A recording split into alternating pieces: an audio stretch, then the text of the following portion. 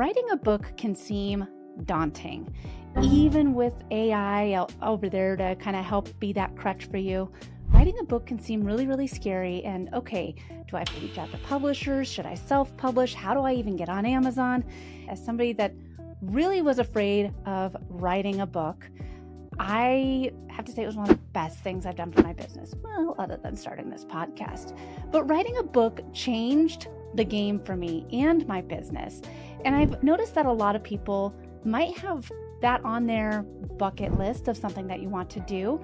But I want to talk today about why you should do it. This is the year, 2025 is the year to put the pen to paper.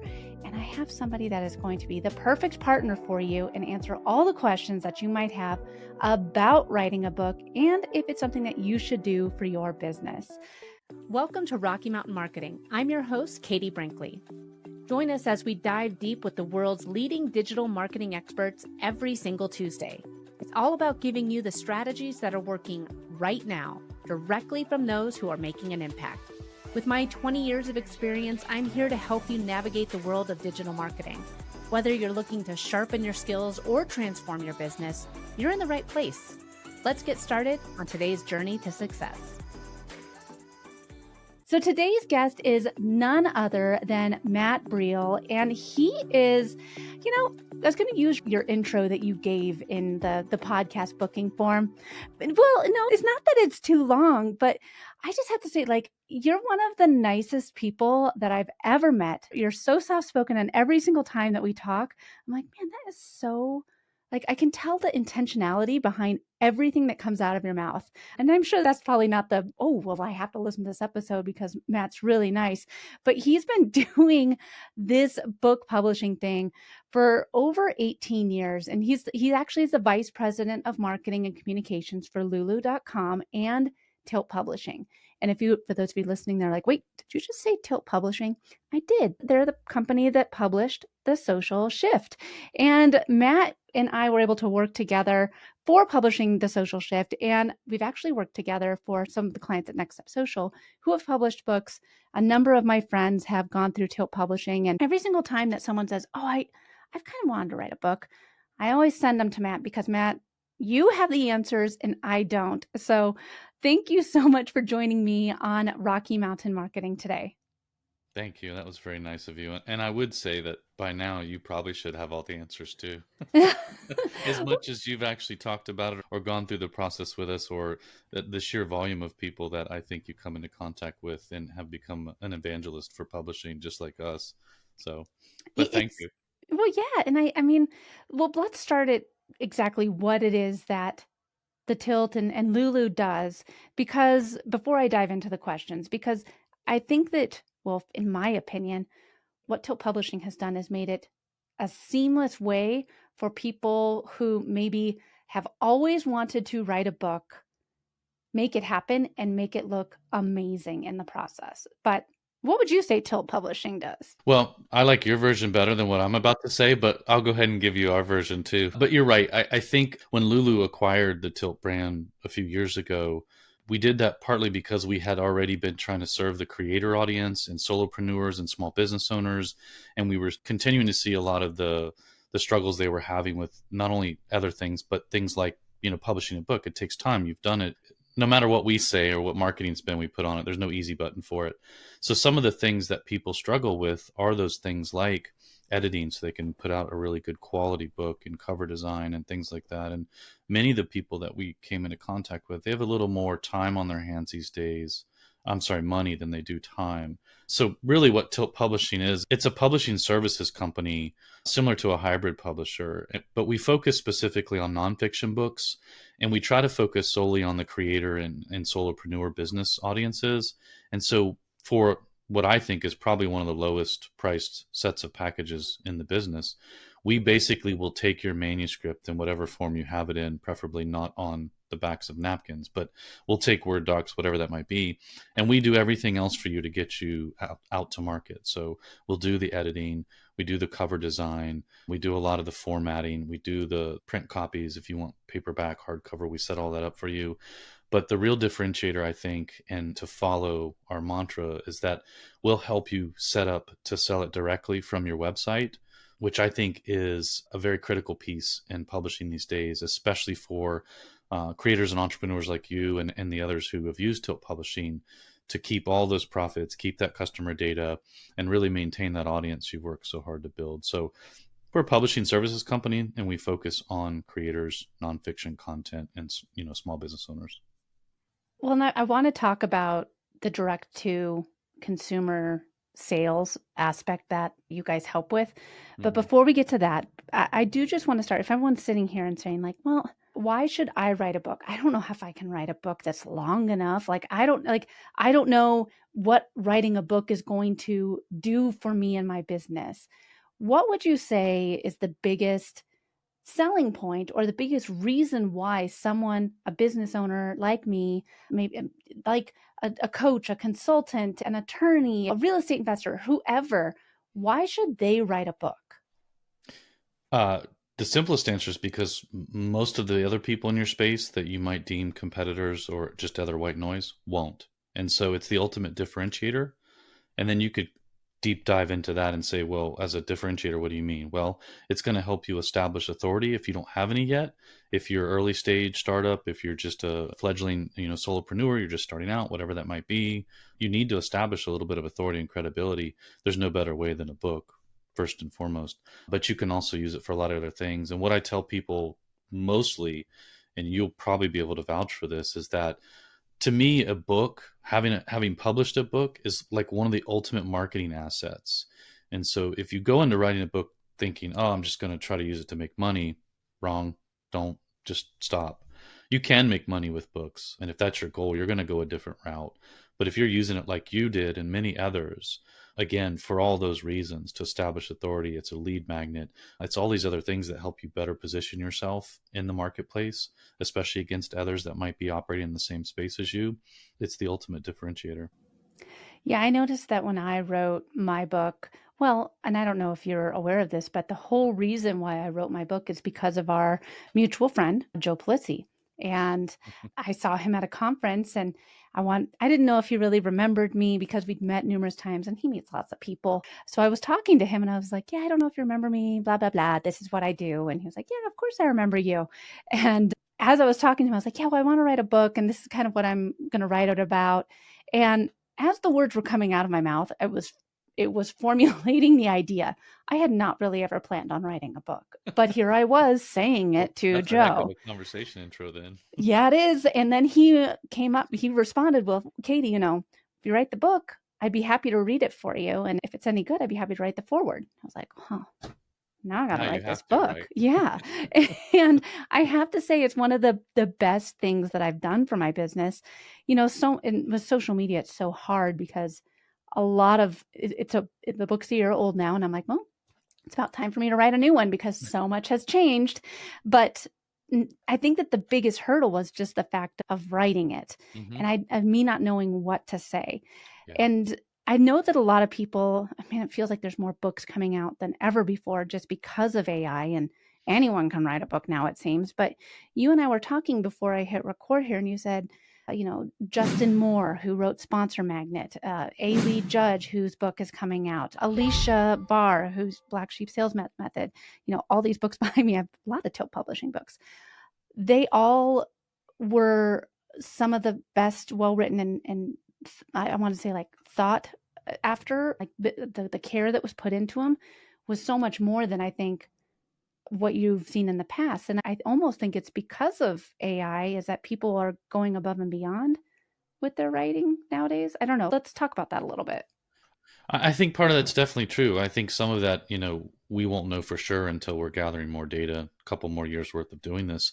But I can tell you from the people we've worked directly with, like many you just named, as well as many others that aren't on your bookshelf or that aren't through Tilt Publishing, but maybe run through Lulu or other publishing outlets.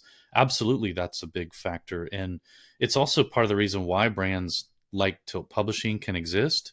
The technology, not just AI, but print on demand technology and a lot of the other innovations that have happened just in the last 5 years, by the way. Like, you know, people say it all the time, but we're a massive example of the fact that as terrible as COVID was, it was the catalyst for everything we're seeing right now in the creator economy, or, however you want to put this. But 2020 was really a catalyst moment for a lot of things, and this being one of them. So, absolutely, AI is playing a big factor in not only the amount of books coming out, good or bad, but it's also playing a big factor in the quality of books coming out, good or bad.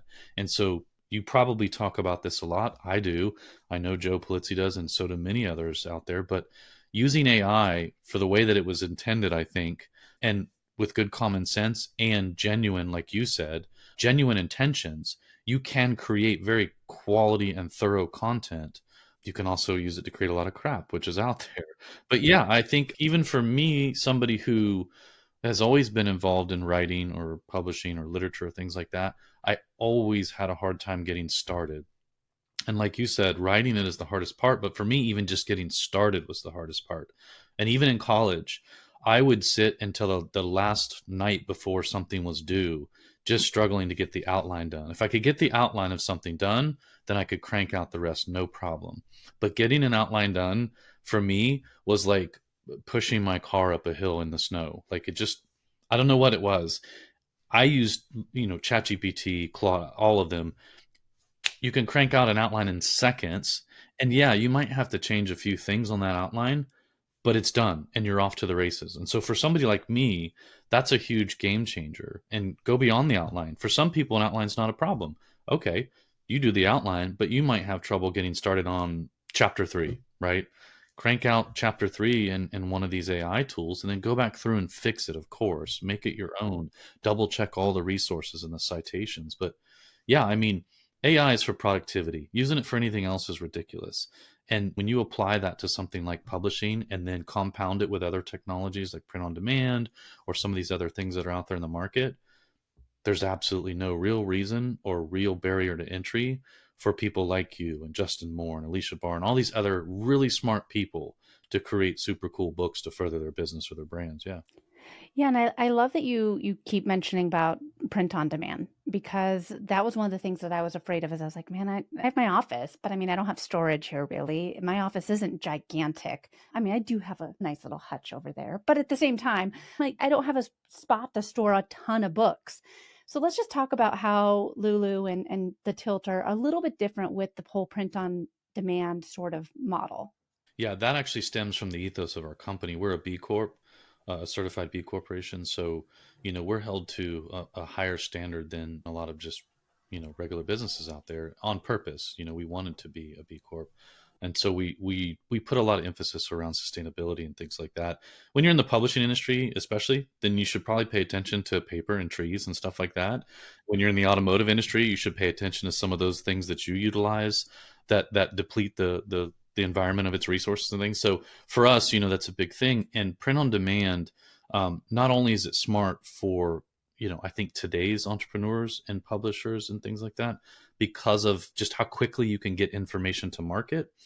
But there is that sustainability piece where a book is not actually printed until somebody orders it. And whether they order it off your website, off Lulu's website or any other form, if it's print on demand, it's not getting shipped until somebody pays for it. The alternative to that is, and it's funny because my co-host and I just did a podcast on this literally this morning, is if you were going to, let's say you were confident you were going to sell 5,000 copies of The Social Shift in the first, 6 months, which would be great, right?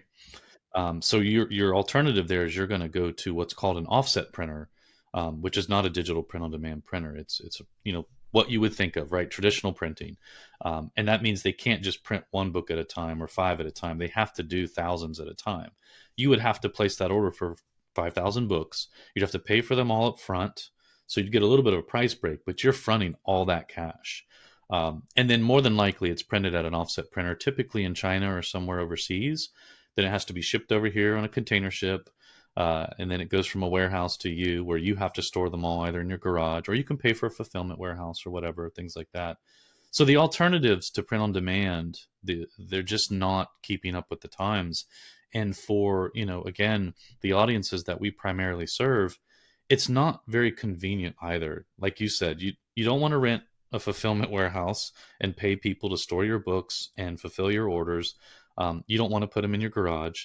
But if you don't sell through on those books either, by the way, then you're the one sitting on them. And so they either become tray liners for your bird cage or something like that, which is also terrible. So it really is the most cost effective way to do it. It's also much better for the environment. And quite frankly, it's just easier on you. And, 15, 20 years ago, or maybe even 10 years ago, actually, if I'm being honest, print on demand technology wasn't at its peak. And there was definitely a lot of bad examples of books that were printed using print on demand technology. Not that you can't still find them, but right now it's at its peak, I think, or getting close to it. Like the books that come out of print on demand facilities, I would dare you to put them next to anything in any other bookstore and spot the differences in many cases. Again, there's some printers who are not so great, but for the most part, yeah. I mean, so again, when you're looking at little to no cost up front, no barriers to entry, really trying to get your message and your content to market as quickly as possible, as flexibly as possible, and by the way, you retaining full ownership across that spectrum, there's really no other choice. It's kind of a no-brainer there. And now for just a quick break. You've heard me talk about some of my favorite social media tools on the show, and one of them is a tool called Metricool. Metricool allows you to plan, analyze, and grow your digital presence all in one place. From websites to LinkedIn to YouTube, you can track everything that you're doing online and see just what's working and what isn't. Check out Metricool today at katiebrinkley.live/cool. Just a note, if you use the links I provide, I may receive compensation. Well, and you also, at the beginning of the episode today, talked about selling direct to consumers, like so print on demand, selling direct to consumers.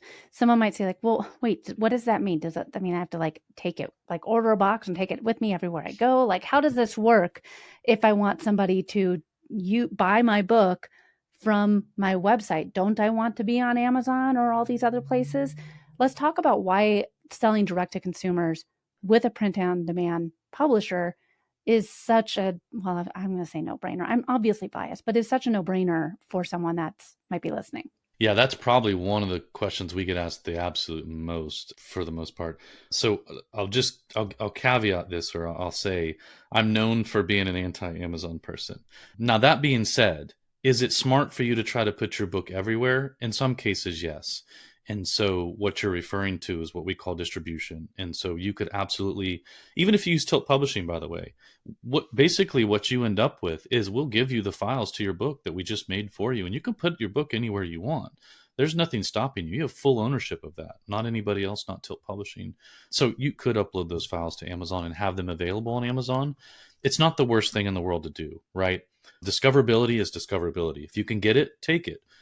What we say is, though, and you say this, and Joe says this, and everybody does at this point, or should, which is don't build your home on rented land. It doesn't make any sense. So if you're already putting in the work to build an audience and have people come to your social media channels or whatever that might be, your website, your email list, why then turn around and send them to some other third-party retailer to buy your book where you're not going to get to keep any of that customer data, which is so critical to remarketing? And like you said, if you want to do another book now, you've got a small little database that you've kind of been building up of people who bought your book.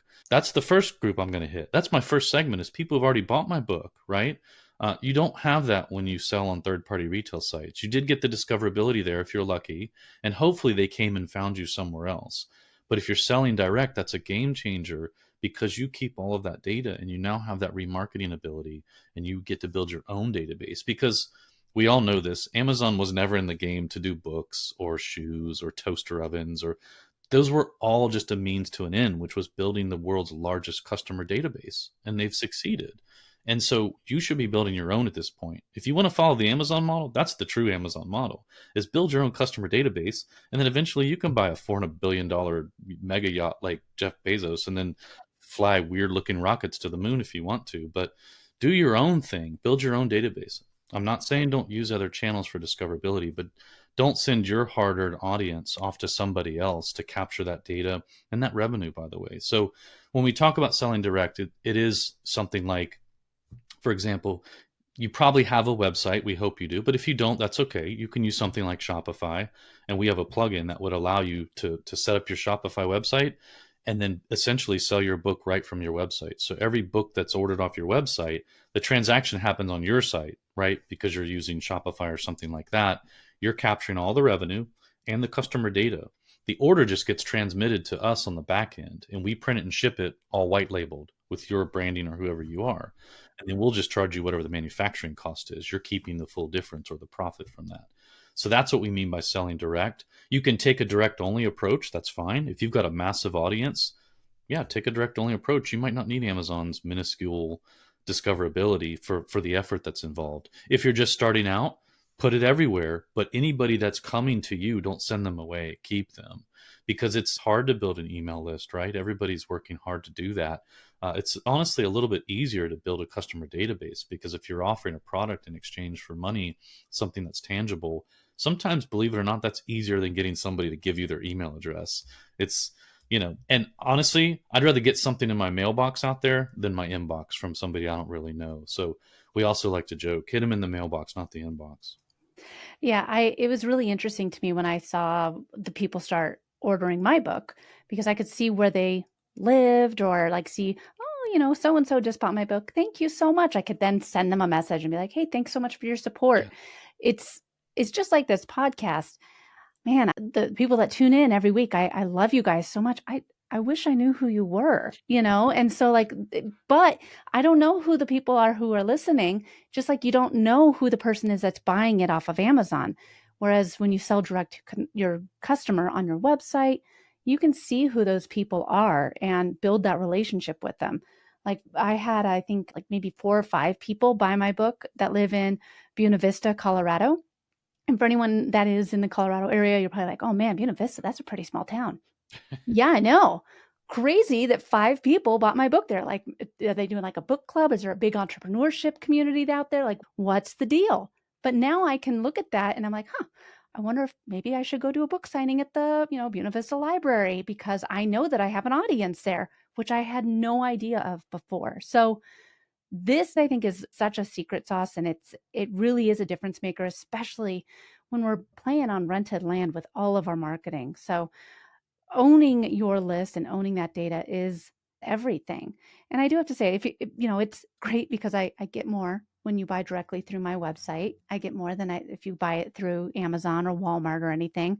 I do enjoy getting my quarterly check from Lulu, from people who have purchased it directly from, those third-party sites. But for the most part, I like getting the more money for my book. I worked hard on it. So Almost immediately, by the way, right? yeah, I think yes. Shopify or whoever will deposit in your account in like a couple of days, or whoever you're using. It's Yeah, almost I use WooCommerce, but there yeah, you go. it's super easy. Yeah. So as we kind of wrap up today's episode, I want to talk about how having a book is, in addition to getting you seen as an authority in our industry, your competitors probably are not writing a book or don't have a book. You can do, direct to consumer. So you're saving costs there. You're not having to store things. You can build out your data, your customer database. All these things are great for starting a book or writing a book. But I want to talk about the whole marketing side of things. Yeah. If you've written a book, how can you use that book for your business's marketing? So let's talk about that a little bit, Matt. Yeah, I love this particular topic too, because again, like I said a little earlier, writing and publishing a book is one of the best marketing assets you could get your hands on, especially if you use it the right way and you do everything you can to extend the lifespan of that book and its sales cycle. But one of the best ways to get yourself booked onto some of your favorite podcasts, or for some people it's a TV show or whatever that might be, but some of the best ways to get some earned media opportunities, right? Something you don't necessarily have to pay for, is by having a book coming out soon. And you want to hit them ahead of time, by the way, right? When you start marketing a book is when you're about 50% of the way done writing it, not when it launches. If you start marketing at launch, you're way behind the curve. But reaching out, to your favorite podcasts and other people, it's such a great way to get some earned media for you and your brand or whatever it is you're trying to do. Additionally, to touch back on something you were mentioning earlier, which is what we call the scalability effect. When you have that customer data from sales, whether it's a previous book or pre-orders from the book that's coming out, you can make really cool decisions around places you might go, events you might travel to. You might get that insider information that, yeah, somebody is doing an entrepreneur's book club and the book of the month this time is yours. And so you can use that information to make really smart marketing decisions, right? So there's a lot of some of the inherent effects that come along with it too. But I love to see people position their book as a way to get themselves onto podcasts and other media outlets where it's an earned opportunity and you don't have to pay a lot of money up front for certain things.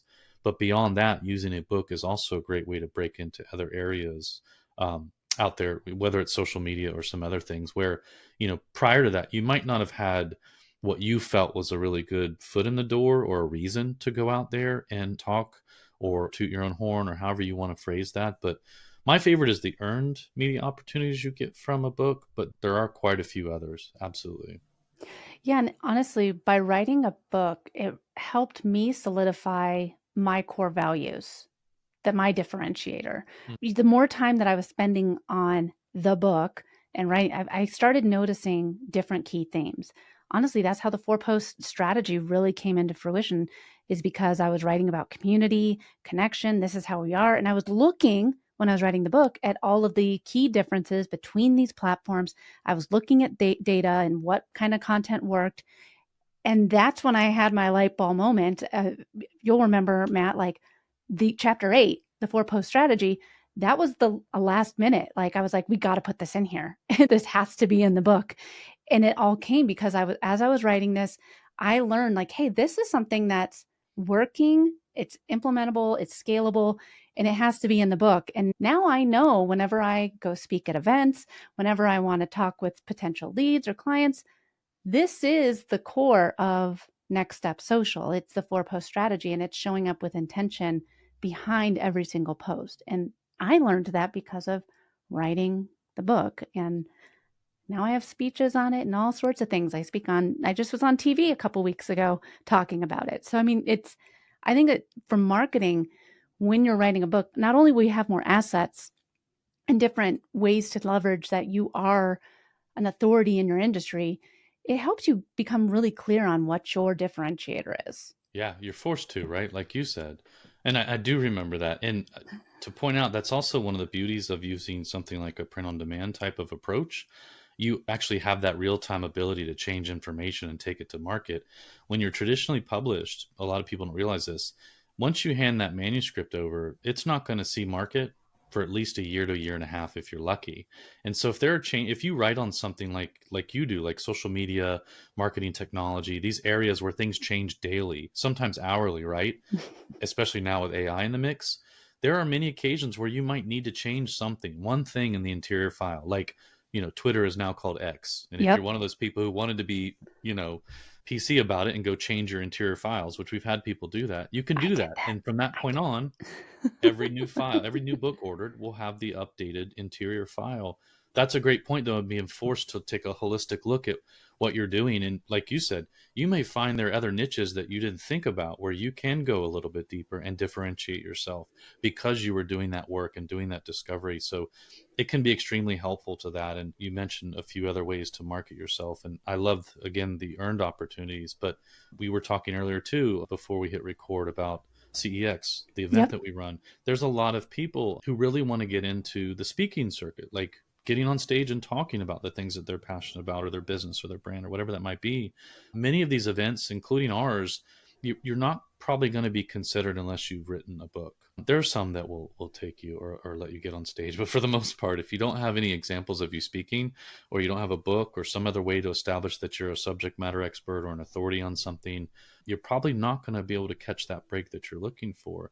And what I will say there too is that the flip side of that is most of these events or organizers or podcasts or whatever that might be, they're also not going to go, yeah, she's got a book, but it looks like maybe it was partially self-published or something. So no, you have a book, you did the work, it's clear.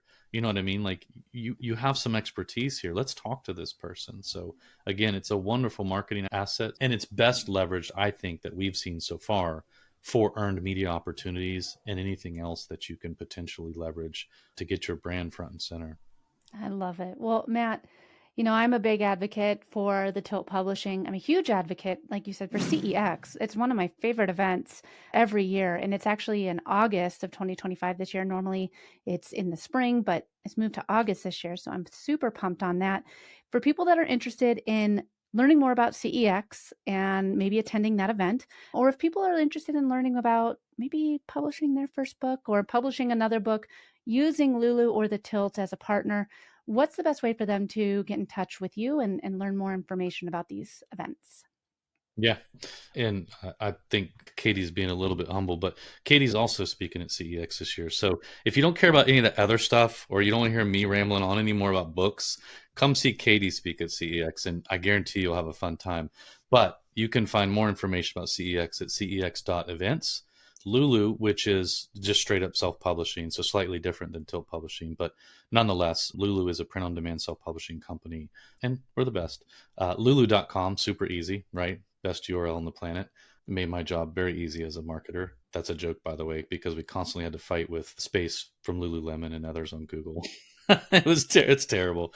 And then, Tilt Publishing, you can find it at thetilt.com. Yeah. So everything you need should be in those 3 URLs, but feel free to reach out to me on LinkedIn as well, or anywhere else. And I'm always happy to answer questions and nerd out on books and marketing. Yes. And if anybody honestly has questions about working with the Tilt, I'm always happy to talk about how my experience was. It was the first book I wrote, and it was such a good experience. I want to do it again. So, I mean, there's that. So, well, Matt, thank you so much for joining us on Rocky Mountain Marketing today. This has been a great conversation. Thanks, Katie. Thanks so much for listening to this week's episode of Rocky Mountain Marketing. I hope you're leaving with valuable insights and the inspiration to lead your market. If you've enjoyed our time together and found today's podcast episode useful, I have a small favor to ask of you. Please hit that subscribe button to stay updated with the latest episodes. And if you know someone who could benefit from these episodes, maybe a fellow business leader or an aspiring entrepreneur, go ahead and share this episode with them. Let's spread the knowledge and grow together. Also, I'd love to hear from you and continue the conversation beyond the podcast. Visit me at katiebrinkley.com to connect, to find more resources, or just to share your journey. And be sure to pick up your copy of my new book, The Social Shift, at katiebrinkley.com/book. Thanks again for tuning in. I'm Katie Brinkley, and I can't wait to dive into more strategies and stories with you on the next episode of Rocky Mountain Marketing. Let's keep on taking your marketing to new heights.